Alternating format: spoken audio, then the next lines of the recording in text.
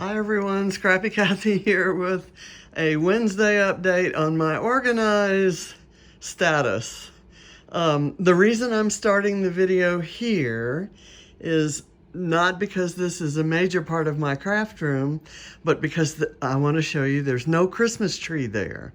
And I cheated. I moved it just outside that door onto the deck, but we've cleared room for it in the garage, and someone will be carrying it upstairs to the garage this afternoon.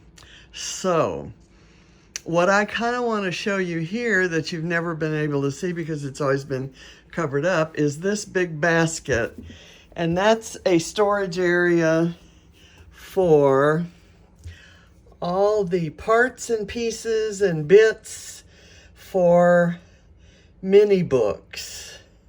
There are many books here.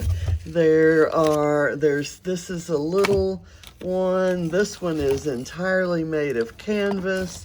Things, I used to love doing this. This one's all like acrylic pieces with binders. There's a bunch of stuff in there that would make some beautiful books. I got this one at a store that was closing down, and I just love the size of it and the quality of the paper. And it's a calendar. It's meant to be a calendar, but I thought I could cover the calendar parts with cardstock and make a pretty mini book. So that's gonna be, I'm gonna maybe try to do a new project called Mini Book a Month or something like that, or monthly mini. And I'll work on mini books. I have events, trips, kind of stories that have a beginning and an end that can be documented in mini books. I haven't been very good at doing that. And then the next issue will be where to store all of them when they're finished. I have a shelving unit that's kind of right there where my finger's pointing, where my current finished mini books are stored, but it's full, and I'm going to have to kind of create and I need that cabinet for something else for 12 by 12 albums. So anyway, I'm going to move away from here and just right over across this is the little platform that covers up all of the drainage pipes that get everything from the kitchen and this little bathroom into the septic system, so it can be, I guess I forget what you call it, but in the sump pump that's over on the other side that ships it all upstairs so it can go out to the city sewer. And so that's my daily exercises, stepping up and down on that thing. Well, right across the way here, you will recall I had a kind of a dark cabinet that had just a few things in it. I have moved the Vicki Boutin stamp and stencil books here and eliminated all of the scraps I had in there that were designated to fussy cutting, or not fussy cutting, but die cutting. I have been a very bad crafter in that I haven't put away these dies after using them on a project last night. That bag back there is a bag that's labeled My Art and Other Stuff for Fussy Cutting, or for die cutting. And it contains some mixed media pieces that weren't good enough to live on their own. I can see a mountain scene, but I thought it might work as backgrounds or cut up. So I have to go through that, and I have not done that. Over here, I didn't do anything to the washi tape. I did kind of fill a couple drawers here with containers and other things that might have some use, but they will need to be moved. This bin is for the prizes that either come from my stash or have been donated, most of them by Mary Schreiner Steinmetz, MSS. And I just got a brand new package from her yesterday with lots of stamp sets and wonderful things. So I'm going to need a bigger bin, and I'm going to need to maybe organize things in there. This is all my Bramble Fox stuff, and I did kind of go through and reorganize it. So I'm kind of happy with that right now. I moved these 3 iris boxes. I went through them, and they contain keepsakes, what you would call ephemera, but it has nothing to do with anything a scrapbook manufacturer made, and some photos for 3 separate occasions or events or life years, including the purple one has all the photos. I have not scrapped my wedding yet. It was, almost 41 years ago, and I've scrapped a few pages, but I actually bought a book at a scrapbook expo. The first one I ever went to had to be maybe 8 years ago, and I started putting it together, and then I thought, I'll probably want to look at the photos I'm going to put in before I actually construct all the pages. So I grabbed all those, decided a lot of them needed to be scanned and restored because they were old photos and they hadn't been stored in an acid-free environment. So I started on that project, and just, things got away. So those are 3 separate projects, each of which would probably take me at least a month if I worked on them every day. So I may pick a month that I'm not doing load or Calvin ball or something like that, and just kind of dedicate myself to those things. This drawer is one that now contains something. There was a green basket that had a bunch of 6x12 sheets that were kind of mixed up. These are ones that have titles, and some of them have worthless letters on them because I cut things up. These are rub-ons. That's kind of my whole collection of rub-ons. I gathered them all together. And then these are sticker sheets. They're alpha ones, some alphas, some mixed, and some just, sticker sheets from kits. There's a Bella Boulevard flowers, a lot of border stickers. I used to be big into that. And then, so I've kind of organized those. Those are going to be much easier to use right now. This bin has my 12x12 sticker sheets. And what I've done, the only organizing I've done here, is I pulled all the Bella Boulevard ones up front. And you can see this whole section right here. That's all Bella Boulevard. Actually, I saw one that was not. This is an everyday eclectic, which, might go with that, but I want to keep it separate. So for some maybe scrap backwards kit, I may pick 4 of these, one of them being the primary one that speaks to me and that will guide a lot of my decisions on photo choice and story choice and such, and then others that have similar or coordinating or contrasting colors that I could use with them, because these sprinkles sheets always have a nice mix of alphas and other icons and borders and photo corners. I just love this one. in particular doesn't. The Addison collection didn't. But I really would like to get those used. And these are all sticker sheets for which I do not have any collections. I have some bits and pieces. For example, this Cowboy Country one from Cartabella. I have some bits and pieces of that collection, plus I have some Old West, Are We There Yet travel stuff that would coordinate. So if I pick this for challenge for our Scrap Backwards, I could probably pull together some bits and pieces that had nothing to do with cowboys that I could use all of these, and then I could maybe pull in a couple other sticker sheets. So that's kind of, I organized both of these areas with an eye towards Scrap Backwards, because that's how those things are going to get used.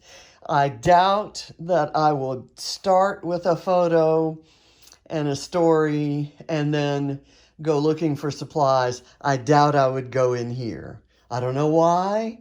Can't explain that. But these things have been sitting here. These supplies have been sitting unused for years. So now I've moved them into prime storage. I see it every day. Maybe I'll use them more. Over in this area, as I went through that green basket that's down there, I found some smaller things that I just dumped into my, what is substituting for my crazy bowl. And that's something that I pull from when I do these challenges that have to do with using random supplies. Like there's Stash Dive Tuesday, there's one coming up called Scrapdom, and then of course Calvin Ball is coming up. So that'll get a lot of use for those. I've actually also put in some things here. These are more current kinds of stories I want to scrap. And that thing that's on top is actually a flyer from archivers from years ago advertising their activities. And I went to many of those activities. So there's a whole story in and of itself there. And I thought I'd scan both sides of the flyer, cut apart the things, go back and look for photos from that time, and do it. That might be a good subject for one of those mini books that doesn't have a whole lot of pages. So that's kind of my thinking there. And I got that idea because, like in the same kind of sweep through organizing, fanatical organizing spree, shall we call it, I found that, and I also found, rediscovered that basket full of mini book supplies. So I thought, okay, that would be a good starter one. Over in this area, I don't think I've done very much. I moved, this is my box of supplies for the Vicki Boutin Fernwood class, which is not this coming weekend, but the following one. And I've got a list. I copied off a list of supplies, so I'm gathering them. They're over here by the oxide inks because she gave me a list of inks for the class. These are a couple projects I have getting ready to make and film. Over in this area, what have I changed? There was something I did over in here. One thing I'm going to do is maybe kind of tidy this up a bit. I find that when I reach for these tools, which I do often, they're up a little higher than I'd like, so I'd like them lower. So I maybe only want a one of those, so I may take the top story off and just have it, and then all the stuff that's, then there will be a bunch of stuff that'll need to go someplace else. I think that's about it that I've done so far. So what will I do before Saturday? Before Saturday, oh, another thing I've done is I found in that box of stickers these little cartons of stickers that are rolls of stickers that were given to Ava by my good friend Shannon Allora, otherwise known as She's Crafty on YouTube. And she and I do the Challenge Accepted series together every Thursday.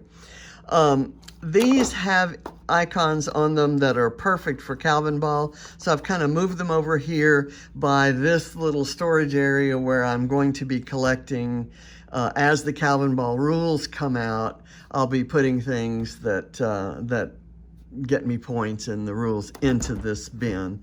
So I kind of put that there. So before Saturday, I would like to go through that bag and kind of have that cleaned out, and maybe have a designated folder or something that could possibly go in here.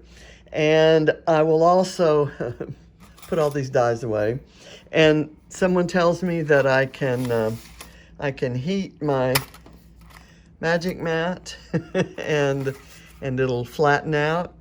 I'm not quite sure why this one did that, and the other one I've used a million times, and it hasn't come anywhere close to doing that.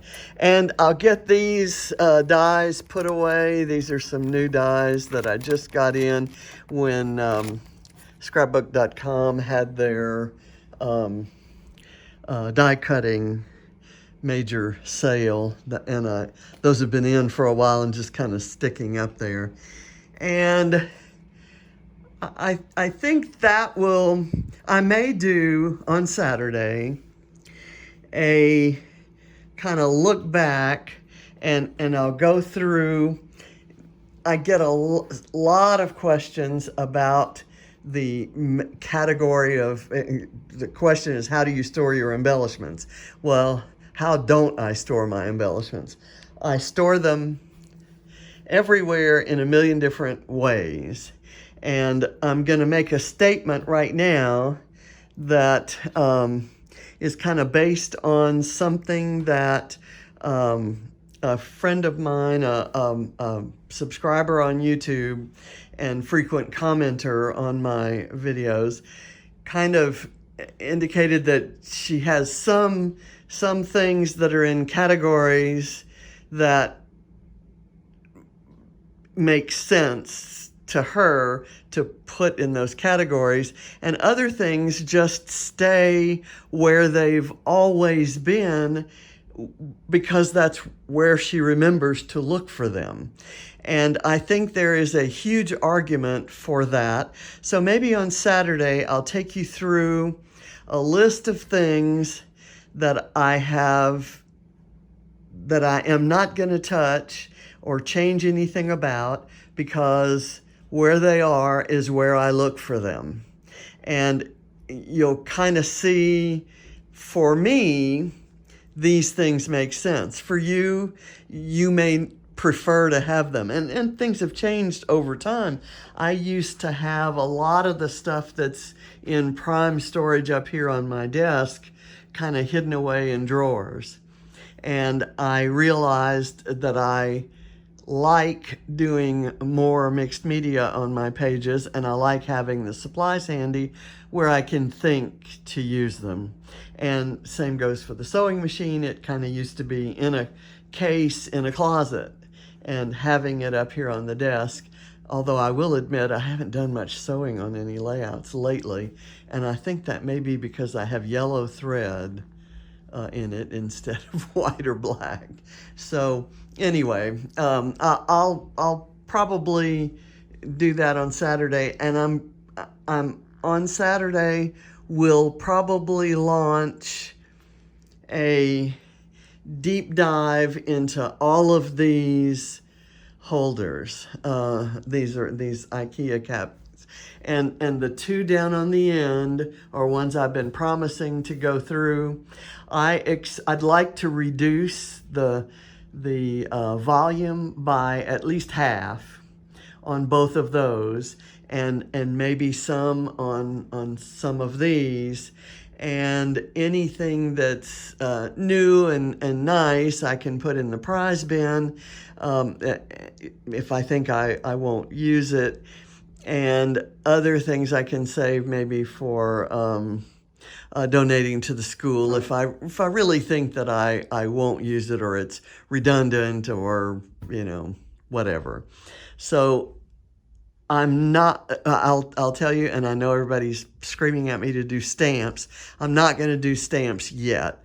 I'm not ready. I'm getting ready to launch in February doing the load challenge, and then in March will be not only Calvin Ball but 30 days of sketches, and in February there's Scrap Squads, Share the Love crop, kind of a mini crop Valentine themed, and I'm going to try to do that. So I've got a lot of things over on the creative side that will keep me from dedicating the time that I need to do stamps. So stamps probably won't be until April, I would say. So thank you for watching, for joining me this lovely Wednesday. And I'll talk with you again on Saturday.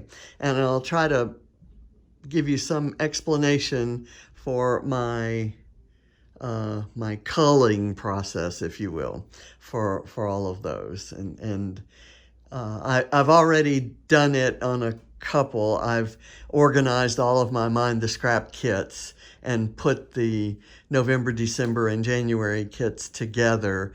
And I'm finding that I'm able to use them kind of interchangeably, but I'm likely to take all of the Christmas-related stuff out of those kits and move it over to my Christmas cart, which is that one right there. So anyway, we'll talk about that Saturday. So thanks for watching. Bye.